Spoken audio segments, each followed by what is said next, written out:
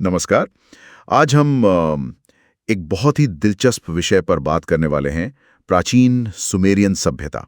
और उन्होंने मतलब समय को कैसे समझा, कैसे मापा। हमारे पास कुछ स्रोत हैं जो सुमेरियन काल मापन पर रोशनी डालते हैं। ये वो लोग थे, जैसा हमें पता है, जो मेसोपोटामिया मतलब आज का इराक, वहाँ बसे थे करीब 4100 से 1750 ईसा पूर्व। हाँ, और ये विषय वाकई बहुत आकर्षक है क्योंकि हम आज भी कहीं न कहीं उनके बनाए सिस्टम पर ही चल रहे हैं। बिल्कुल। यही तो सबसे कमाल की बात है कि आज हम दिन को 24 घंटे में बांटते हैं, हर घंटे को 60 मिनट में। ये तरीका क्या कहते हैं, सबसे पहले उन्होंने ही खोजा था। सोचिए, हजारों साल पहले। सही कहा। तो सवाल यही है कि आखिर वो इस नतीजे पर पहुंचे कैसे, मतलब क्या तरीके थे उनके पास। देखिए, ये वाकई हैरान करने वाला तो है कि इतनी पुरानी सभ्यता ने इतनी सटीकता कैसे हासिल की। जो हमारे स्रोत बताते हैं वो ये कि उनकी निर्भरता ज़्यादातर प्राकृतिक चीज़ों पर थी, जैसे सूरज का उगना, ढलना। हाँ, दिन रात का हिसाब। बिल्कुल। और रात में तारों की स्थिति, इनसे वो मोटे तौर पर समय का अंदाजा लगाते थे। दिन और रात का चक्र समझना वो पहला कदम था। ठीक है, सूरज, तारे, ये तो समझ आता बड़ा ही दिलचस्प जुमला लगा है, बस एक लाइन का है। ये आया है पुस्तक खरीद रुचि नाम के एक स्रोत से। है। तो जाओ डिस्क्रिप्शन में और क्लिक करो। खरीदोगे तो यहाँ क्लिक करो। लेकिन मान लीजिए बादल हों या दिन के छोटे हिस्सों को मापना हो, तब। हाँ, यही पर उनकी मतलब सरलता और चालाकी दिखती है। हम्म। उन्होंने जल घड़ियों का इस्तेमाल किया, क्लिप्सिड्रा कहते हैं जिसे। जल घड़ी, अच्छा, वो कैसे काम करती थी। उसका सिद्धांत तो मतलब काफी सरल था। एक बर्तन लेते थे, उसमें पानी भरते थे और नीचे एक छोटा सा छेद होता था। पानी उस छेद से धीरे धीरे एक नियंत्रित तरीके से बाहर बहता था।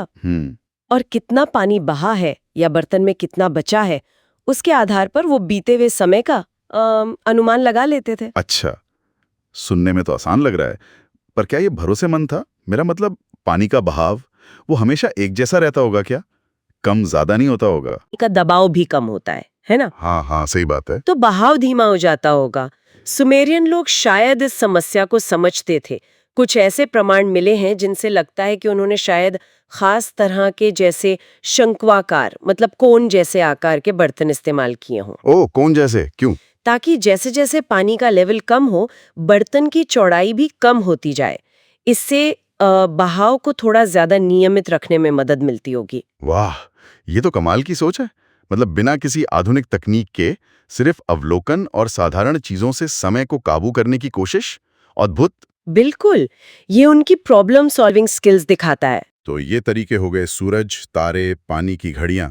लेकिन मुझे जो बात सबसे ज्यादा चौंकाती है वो है ये 60 मिनट और 60 सेकंड वाली गणित। आज हम ज्यादातर चीजों में दशमलव प्रणाली मतलब बेस 10 इस्तेमाल करते हैं, 10, 100, 1000। फिर समय के लिए ये 60 का आधार क्यों चुना उन्होंने, ये थोड़ा अजीब नहीं लगता। हाँ, ये बहुत ही दिलचस्प सवाल है और इसका जवाब भी सुमेरियन गणित में छिपा है। इस सिस्टम को सेक्साडेसिमल या षष्टिक प्रणाली कहते हैं, मतलब बेस 60। सेक्साडेसिमल, ठीक है। सुमेरियन गणित में 60 का अंक बहुत महत्वपूर्ण था। ऐसा क्यों था, इसके पक्के तौर पर तो हम नहीं कह सकते, लेकिन कुछ अनुमान हैं। एक तो ये कि 60 एक बहुत ही सुविधाजनक संख्या है। इसके बहुत सारे भाजक हैं, मतलब डिवाइजर्स। भाजक जैसे। जैसे आप 60 को 1, 2, 3, 4, 5, 6, 10, 12, 15, 20, 30 और खुद 60 से पूरी तरह भाग कर सकते हैं। अच्छा, हाँ, बहुत सारे नंबरों से भाग हो जाता है ये। बिल्कुल। तो इससे समय को छोटे छोटे बराबर हिस्सों में बांटना, हिसाब किताब करना, ये सब बहुत आसान हो जाता था। 10 के इतने भाजक नहीं हैं। ये तो बात है। तो ये एक कारण हो सकता है। और कोई अनुमान। दूसरा अनुमान ये है कि शायद इसका ताल्लुक खगोल विज्ञान से हो, तारों वगैरह को देखने से जुड़ा हो, या फिर ये भी हो सकता है कि उनकी उंगलियों पर गिनने की कोई खास पद्धति रही हो, जिससे 60 का आधार निकला।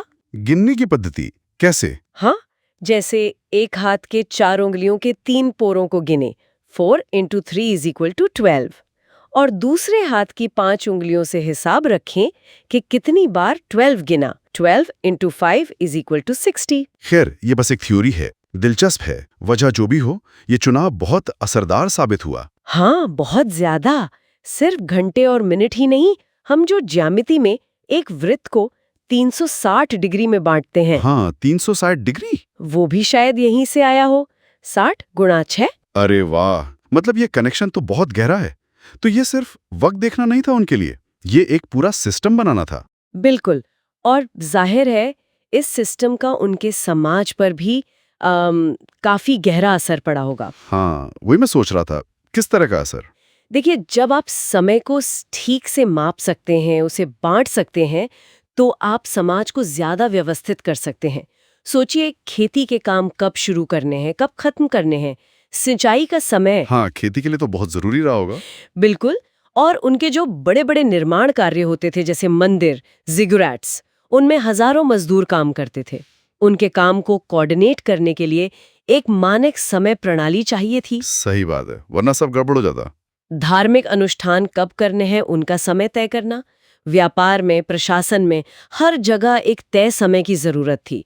तो समय सिर्फ गुजरने वाली चीज नहीं रहा उनके लिए, वो एक संसाधन बन गया जिसे मैनेज किया जा सकता था। कमाल है ये सोचना कि हमारी घड़ी की जो टिक टिक है, उसकी जड़ें हजारों साल पहले मेसोपोटामिया की मिट्टी में है। ये कनेक्शन सचमुच अद्भुत है। बिल्कुल। और ये दिखाता है कि कैसे इंसान की जरूरतें, चाहे वो खेती की हों, धर्म की या समाज चलाने की, नई खोजों को, नवाचार को जन्म देती हैं।